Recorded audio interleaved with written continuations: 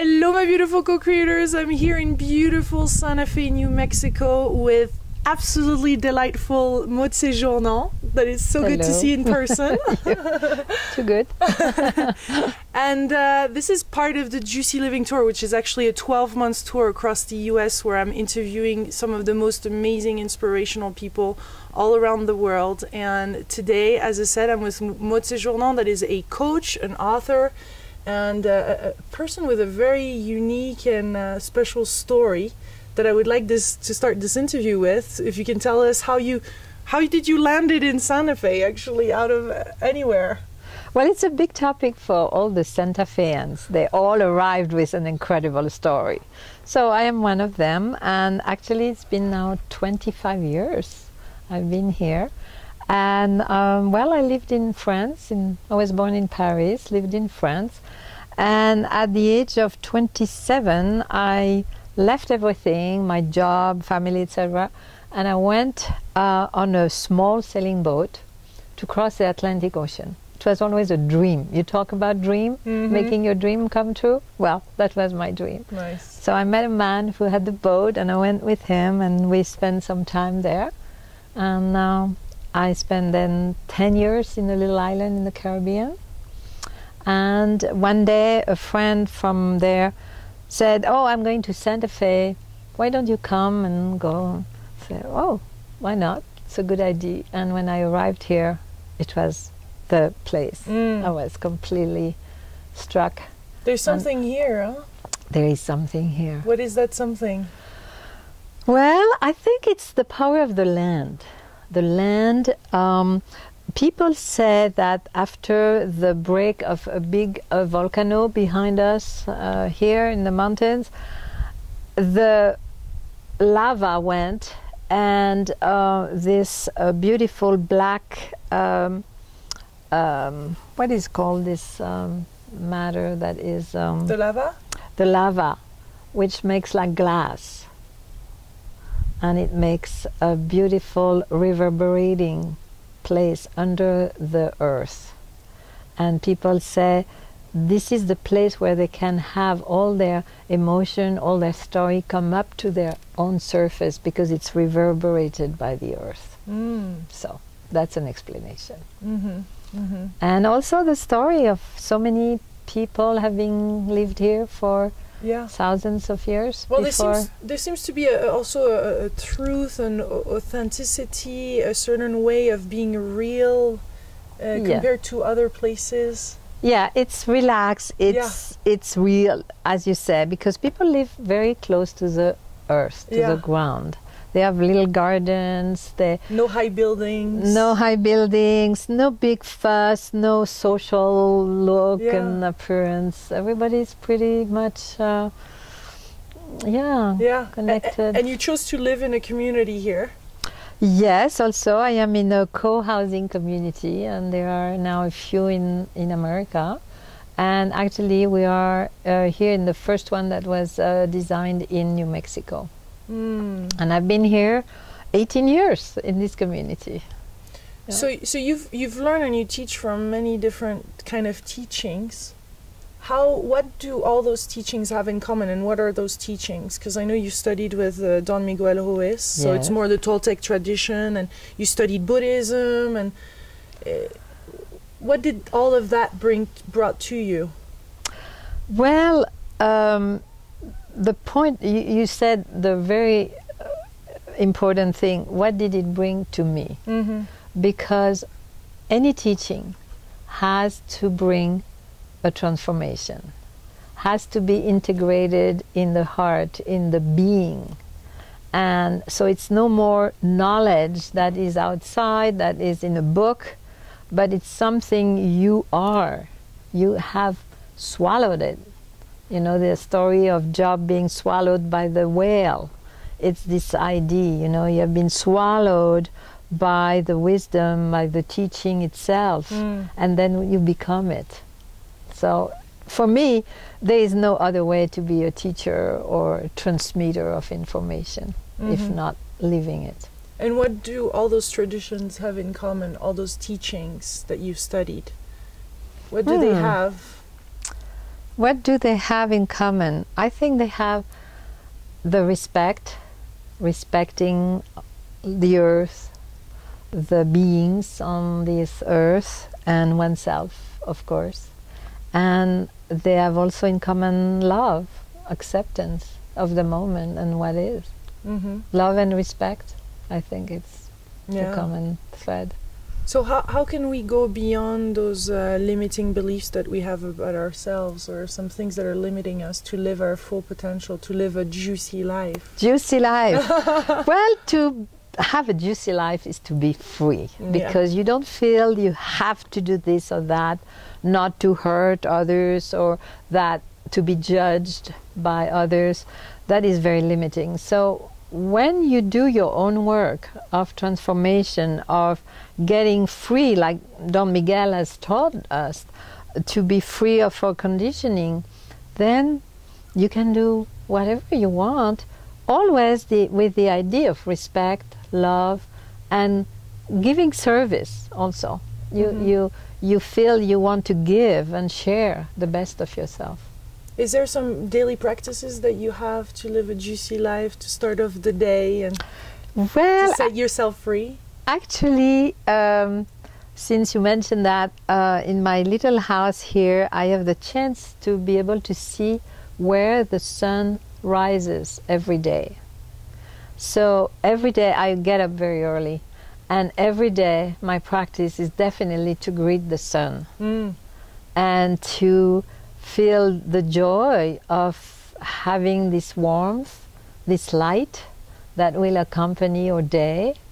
And it's a ritual that is done in many traditions, and I feel it's totally natural for me, because I can see it, you know, it's there.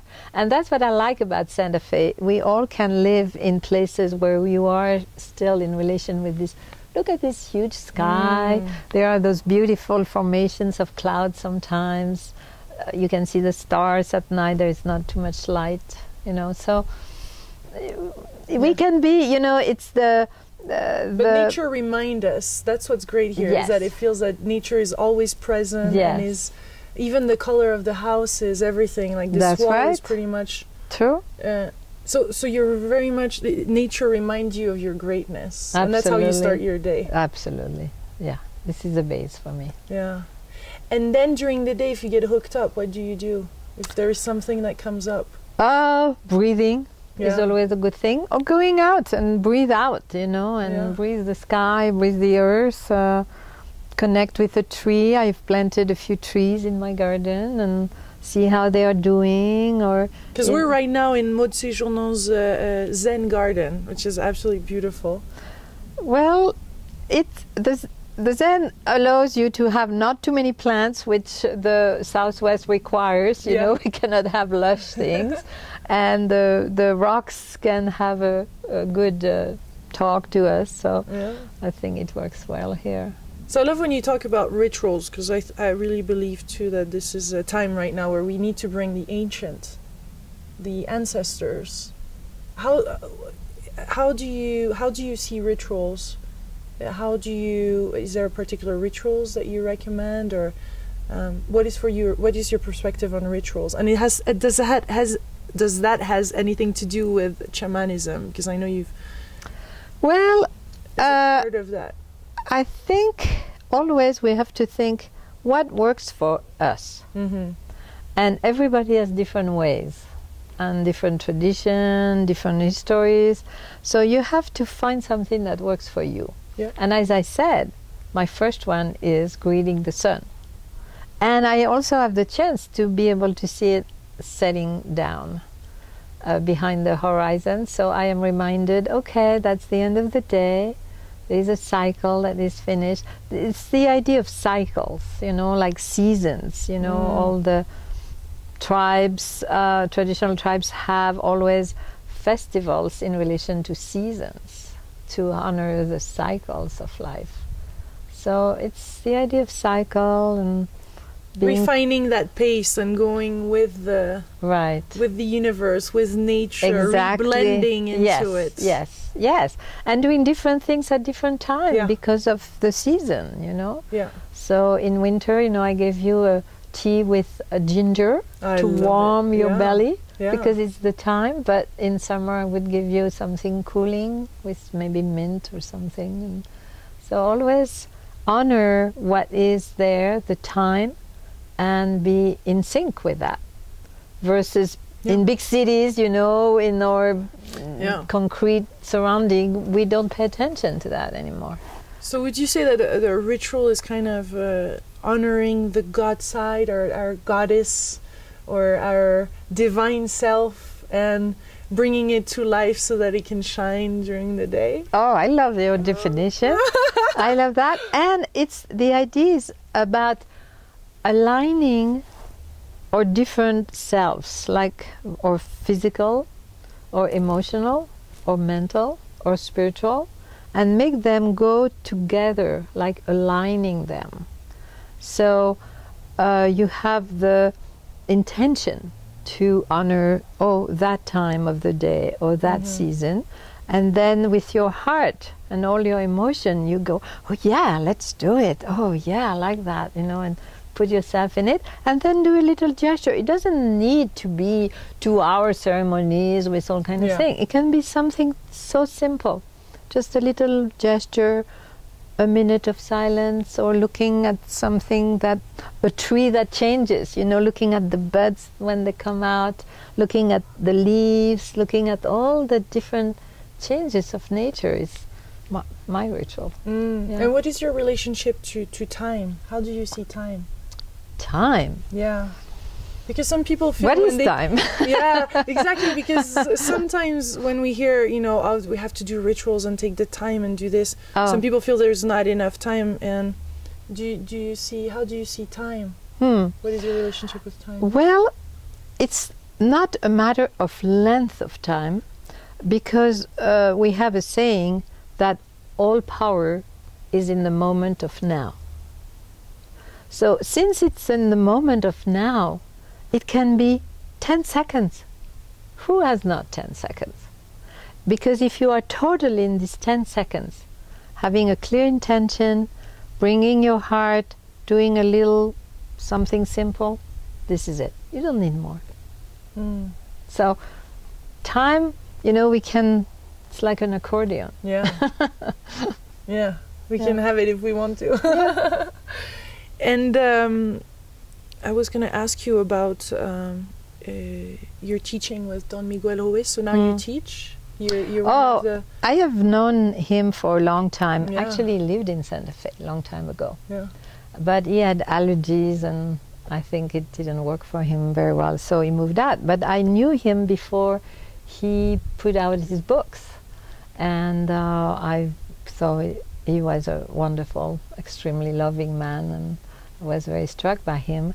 And then he came back for doing a workshop here the year when he put out his first book, The Four Agreements, and that was the same month as I put out my own book, Le Cercle de Vie. So we reconnect like that, and after I thought, why reinvent the wheel? I mean, he's saying so simply, so well, so profoundly, and so simply, definitely, things that, let's go with that, you know. And I accompany his teaching, and now I am offering in France, especially, programs to help do what he offers people to do, which is getting out of the conditioning and finding our own authenticity and freedom. So, and it works. We had, I think, about 600 people went through the program in the last 10 years. That's awesome. Yeah. So and tell us about the agreement that tells about not taking things personally.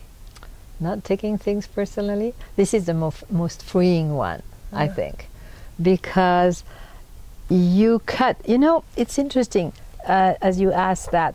I want to show you this, this like a dagger. It's this obsidian. That's the word I was looking. It's golden obsidian, and that comes from Teotihuacan. And Teotihuacan is where there are the pyramids of that Don Miguel take people to do ceremonies there. And you can find them there. And it is a symbol used a lot by the Toltec, because in symbol is the idea of cutting, breaking loose from all ropes, all tightening, you know, conditioning that take you. So it is a very important symbol for me, and I have one in my altar, and sometimes I use it for showing people how they can decide cut the cords. to cut the cords. Absolutely. So I could do it right now, cut the cord? Well, what do you want to cut from? I would like to feel free to be 100% myself, and not be afraid, not afraid of not being good enough, or okay, so that was an old belief. Judgment. Okay, that's the belief. You have to behave according their thinking. Yeah. Do you need that? No. Okay. Uh-huh. So take it. Oh. Take it. Uh-huh. And where do you think this cord goes to? To whom? To society in general? To a person of your family? An institution? All of it. All of it. Okay, so put it out there and cut it. Yes. Exactly. That's right. Shack in Yes. the hands and the throat. No, not towards my throat. No, it's not towards you. Yeah. Right, right. So you cut off the parasite. You know, Yeah. Miguel calls it the parasite. And you just did a ritual because you had the intention of doing it. You were real into it. I felt your emotion. And you took it and you did a movement, a gesture that meant it. So you have done your own ritual. And what is this little turtle? She's made of the same material? Or? That's a turtle. Yeah, it's all obsidian also. And it symbolized the continent, the earth, the North America. Oh. It's built on a turtle, according traditions Is of it? native tribes here. Absolutely. So we So this are is the living. animal. We are living on the back of the turtle. Yeah. See that? This is the back of the turtle. So what does that mean for us? Well, turtles have been coming out of water. So it shows how the earth was created, you know. So we need to take care of the earth and the water under if we want to stay on top of it. Yeah. Right? So Interesting when you say that, then it's like the earth takes a new dimension of living. Because Yes. sometimes we forget that it's a living yes, thing. yes, exactly. So it has always been for the native tribes a living organism, which is this big turtle. And the earth of this continent is called the big turtle. Interesting. Not the big apple. Yeah, It's yeah. a big turtle. I prefer the big turtle. And do you work a lot with animals, Toltec animals? I love working with animals. Actually, you can find your own power animal Yeah. because we all, like in the Western tradition, we have angels or guardian angel. Yeah. Well, in this tradition, we have a spirit animal that takes care of us, that protects us, that is with us. And there is a tremendous wisdom in animals.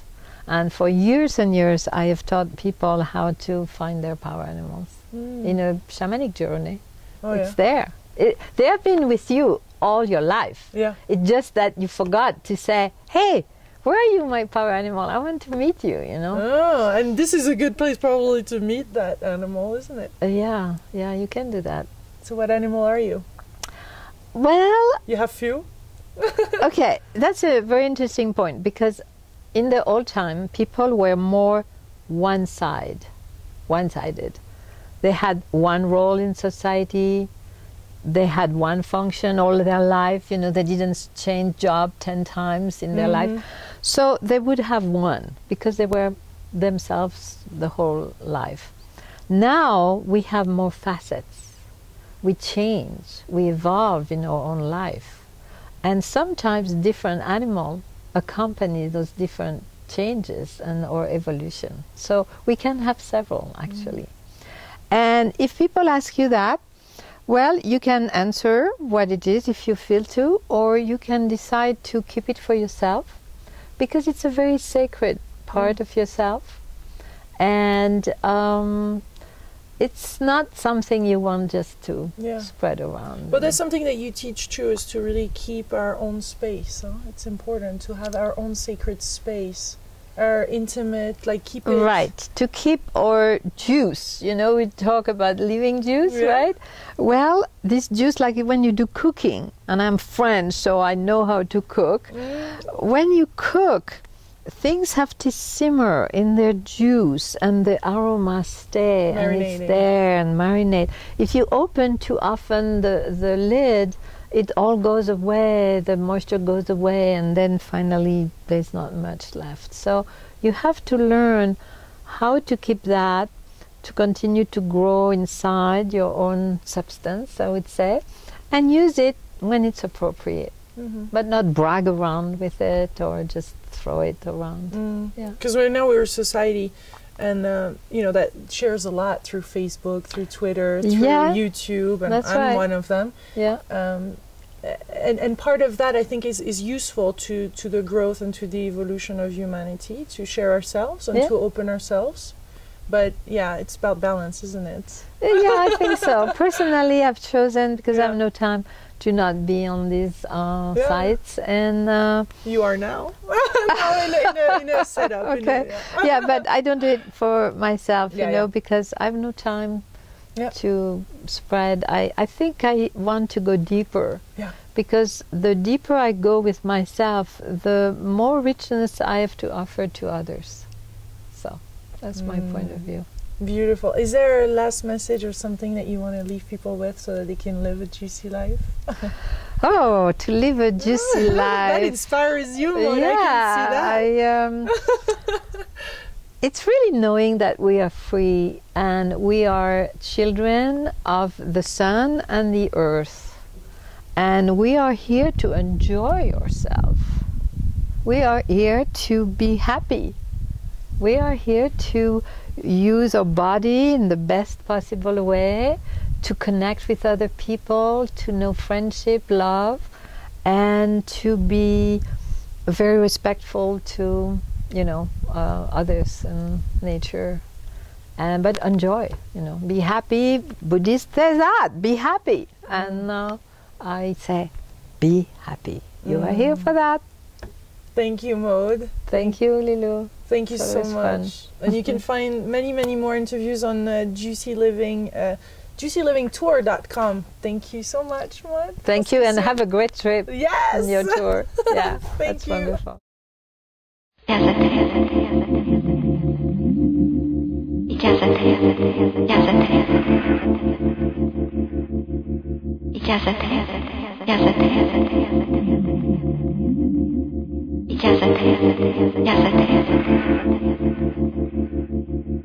Ijazat.